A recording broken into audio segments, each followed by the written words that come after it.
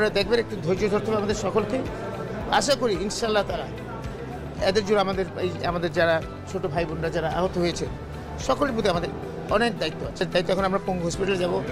এই তাগিদটা হচ্ছে কি, তাদের এই ঈদের একটা আমাদের উৎসব, এই উৎসবে তাদেরকে আমি ঈদের শুভেচ্ছা দেওয়া আর ছোটোখাটোভাবে দেখা করা, এটাই বড় জিনিস। এটার জন্য এসছি। সরকারের আপনার কথা অনুযায়ী আমি আসলে ডিটেল জানি না, কিন্তু আপনার কথা অনুযায়ী তো বোঝা যাচ্ছে বৈষম্য শিকার হচ্ছে।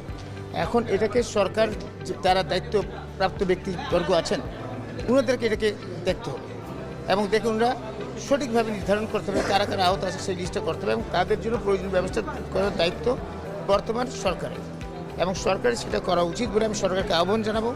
আপনারা দ্রুত যে কথা আসছে এখানে সেই কথাটিকে আপনারা নজর দিবেন, দেখবেন এবং এটার সুব্যবস্থা করবেন যাতে এই সমস্ত জিনিসের কোনো কথা যাতে না আসে। এটা তো তারা এমনিতে জীবন দিয়েছে, তারা আহত হয়েছে, তো সুতরাং তাদের প্রতি আমাদের সকলের একটা দায়িত্ব আছে। আর আপনারা সরকারে থাকার কারণে আপনার দায়িত্ব সবচেয়ে বেশি।